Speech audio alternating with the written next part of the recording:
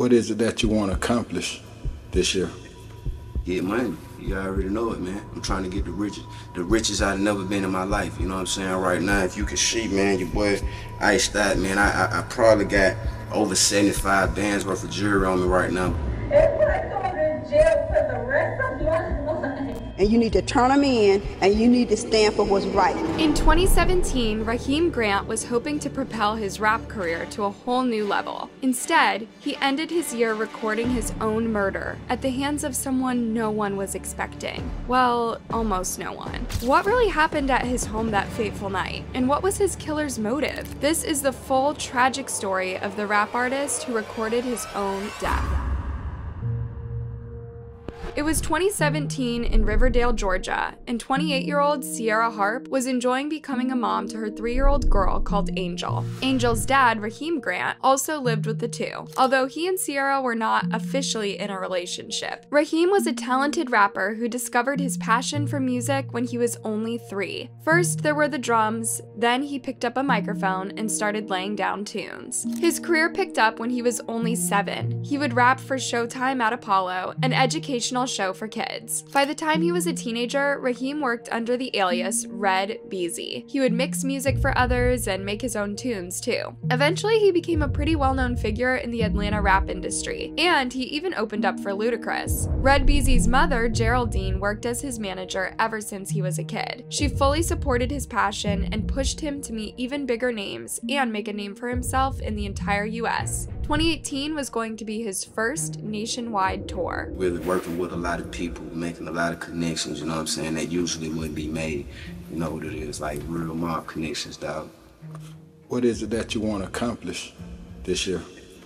Get money. You already know it, man. I'm trying to get the richest I've never been in my life. You know what I'm saying? Right now, if you could see, man, your boy iced out, man. I probably got over 75 bands worth of jewelry on me right now. But that was his rap persona. Rahim was also a devoted dad and liked to spend time at home with Sierra and Angel. Rahim and Sierra were not a couple, but after Sierra got pregnant, they decided to have the baby and co-parent her. So Sierra and Angel moved into Rahim's place in a safe, gated community to raise their daughter together. But Rahim wasn't listed on Angel's birth certificate and did not have custody of his daughter. Sierra worked in marketing for local bars and clubs. It was at one of these venues that she met Rahim, who was preparing to perform there on the same day that she was trying to get a job working for the space. The two hit it off on a casual basis, but before long, Sierra got pregnant. Neither of them had children, and this wasn't exactly the perfect situation or time to have a baby. But both were really excited at the prospect. Sierra wanted to be a mom, and she would devote all of her time and resources to raising Angel. Rahim too saw Angel as his opportunity to dream bigger, to make more money, and to work towards something meaningful. Although he looked and spoke like your average gangster rapper, Rahim also spoke out against the violence in the rap industry. He did not want to keep a firearm on himself at all times or get into fights with rival rappers.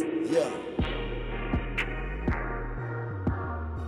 You can roll the dice, but don't foul, cause you gambling with your life. However, Rahim was playing two parts. Lane, 2 cups. All I want, 2 cups. All I need, 2 cups. At times, Rahim seemed above the industry. Other times, the industry seemed to swallow him. He would behave like his aggressive counterparts and get into the sort of conflicts that get rappers' attention online. One day, he told his mom he feared for his life. More precisely, he said he feared getting offed before he hit 30. On December 29th, 2017, his fears proved right. In the late hours of that evening, a group of officers broke into his home in the gated community of Riverdale where he lived with Sierra and Angel. Rahim's lifeless body was found face down between the bedroom and the bathroom, with at least 3 bullet wounds on his body and head. He was 28 when he was unalived. His poor mother was shocked to learn his fate so soon after what he had told her. Here's where the case gets interesting. That night, law enforcement in Riverdale broke into Rahim's home to arrest him. The officers did not expect to find him dead. At around 10:50 p.m. on December 29th, Rahim's neighbor phoned 911. Sierra and Angel were at her place with Sierra bleeding profusely. She was in such a hysterical state that she could hardly piece a few words together. When the officers arrived at the neighbor's place, they found Sierra with multiple jag marks on her legs, screaming, crying, and holding her little girl like she was scared for their life. The neighbor told the officers everything: Sierra's name, age, and what had happened. The neighbor said that Sierra's co-parenting partner, Rahim, was probably responsible for this. She also said that she did not know where Rahim was, as Sierra was in too shocked a state to tell her. Within minutes, the officers rushed to Rahim and Sierra's home, hoping to arrest him for DV. Instead, they found him dead, the victim of an even more violent attack than Sierra. The news blew up on the internet. People were shocked to hear that Red Beasy, the man who claimed to be against violence, was an abusive partner. The detectives had a lot of work to do to uncover what had really happened, as Sierra still wasn't making a lot of sense. First, the forensics team found a knife full of red marks thrown on the floor of Sierra and Rahim's home, but it was inside the neighbor's home that they found the firearm. When they checked it in the system, authorities found out it belonged to someone in Rahim's family. However, when the detectives spoke to Rahim's mother, Geraldine, she said that this firearm did not show her son for who he truly was. Geraldine claimed that her son was never angry, not in a violent way. Whenever he got angry, she said, he just walked away. He complained about the rap industry precisely for normalized aggression. He was not the DV type, in other words. So the detectives asked her what she believed happened. Geraldine was quick to point her finger at Sierra. She said Sierra had always been an opportunist and that she was obsessed with her son. Geraldine went as far as to say that Sierra had gotten herself pregnant on purpose so she could stay close to Rahim. As far as Geraldine was concerned, Sierra only wanted to cash in on Rahim's self-made money, and Angel was just a tool for her. These were harsh words, and the theory sounded pretty kooky for the detectives to take it at face value. The detectives preferred to think that Geraldine was in denial about her son's behavior. Many mothers tend to believe anything but that their kid is vile. Sierra was taken to a local hospital and treated for her leg injuries. In all respects, they looked like defensive injuries and she was not treated as a suspect. But the detectives did have to speak to her. After all, she was in a state beyond frantic when they first found her on December 29th. Not only that, but she was well drunk and she continued to fight off the people who took her to the hospital. From the hospital, Sierra told the detectives that the night of December 29th was a bit hazy for her. She didn't remember how the fight started, but she did remember that she was cooking while Rahim was drinking and taking way too much Xanax. She begged him not to do so, as she knew his behavior got nasty when he combined the two. But as always, he didn't listen to her pleas. Not only did he not listen to her, but he was angered by her telling him what to do. So he became violent and started laying his hands on her. That's when a knife fell out of the holster on Sierra's ankle. One might wonder why she was carrying a knife on her ankle, but that is a question for another time. According to Sierra, when the knife fell out, Rahim picked it up and began dragging her with it. Scared for her life, Sierra reached for the firearm, which Rahim carried on him. She grabbed it and fired at Rahim until he could not attack her anymore. That's when she noticed 3-year-old Angel. She had witnessed everything. Despairing over the whole situation, Sierra quickly grabbed Angel and ran out of their home into the neighbor's home. The rest of the night, she said, was a blur. She did not remember what she had told the neighbor or the detectives, and she did not even remember the ride to the hospital. The detectives broke the news to Sierra. Rahim's autopsy had been finalized, and it wasn't looking great. He had suffered 7 gunshot wounds and several small jags to his face. One of the bullet marks was in the back of his head, almost as if he was already dead when Sierra fired one more time. This looked more like a frenzied attack than a desperate defense. Sierra said she fired at Rahim several times blindly, as there was blood in her eyes. As to the jag marks, she said Rahim had probably done those on himself. What?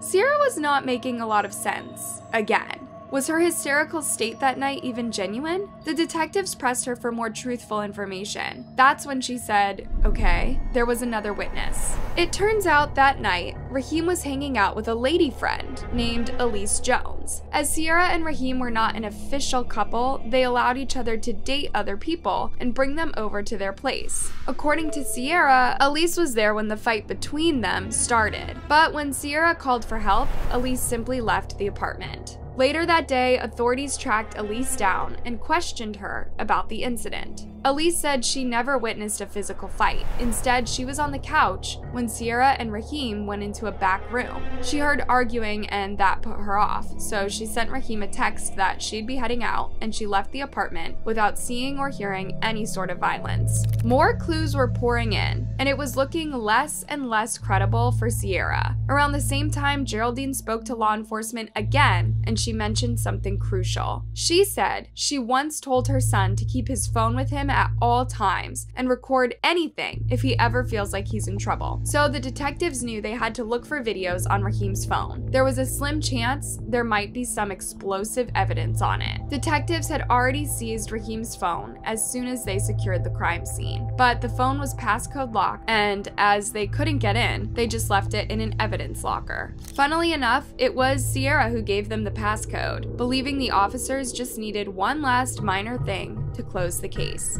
Rahim had recorded his own murder, and Sierra gave the detectives what they needed to arrest her. The first video on Rahim's phone, dated December 29th, showed Rahim in the bathroom with his face covered in red. He told the Mirror that Sierra had done this to him. He said he was in extreme pain and could not believe the mother of his child had done this. Sierra could also be heard screaming from another room. Then the video captured the first bullet Sierra shot into Rahim, with the latter falling and dropping the phone into the floor. But the phone kept recording. The detectives could see Sierra enter the bathroom and yell at Rahim. That was not all. She was wearing shorts and her legs were unscathed. Yep, unscathed. That means she did not have to defend herself. She made those marks afterward to cover for herself. There was something else that she did to cover for herself. When she noticed the phone on the floor recording everything, Sierra stopped the camera. Then she started another recording, claiming that for the entire 4 years of their situationship, Rahim had been a monster partner to her. Rahim was still alive and could be heard telling Sierra not to do this. He warned her she would go to prison for the rest of her life. Sierra's response? If I go to jail for the rest of my life. Sierra fired several more shots. With his last ounce of power, Rahim said he was going to die. Then he asked Sierra for some water. His last words were, "Can I hug my daughter?" Sierra replied, "You can crawl to her, motherfucker." Then Sierra fired into his head 2 more times. There were 13 minutes of footage on Rahim's phone, and they were deeply incriminating. To add a layer of horror to it all, poor Angel had witnessed everything. Sierra was of course confronted with the video evidence. Shockingly, she doubled down on her theory. This was self-defense. She had to stop the abuse. It was not her fault Rahim was a monster. On February 22nd, 2018, almost 2 months after the incident, Sierra Harp was arrested. At this point, something else was revealed. Just 1 month before Sierra took Rahim's life, Rahim asked to have full custody of Angel, and Sierra had signed the papers. So why did they not go through with this? Sierra's hearing was a media circus, with both Sierra and Rahim's moms going ballistic on Sierra. How mad do you have to make your own mom to have her ask the judge to sterilize you? This murder case is taking family drama to new levels, pitting a mom against her own daughter. If Sierra had only unalived Rahim, that would have been bad enough. But to do it all so coldly and callously in front of your toddler daughter, well, that's extra evil. We, the family, asked the court to sterilize Sierra Harp to prevent any more children being born. We also asked for the highest punishment of life without parole. This was Sierra's own mother. Envious nature took control and you murdered Rahim for moving on without you. You repeatedly hurt the family, our family.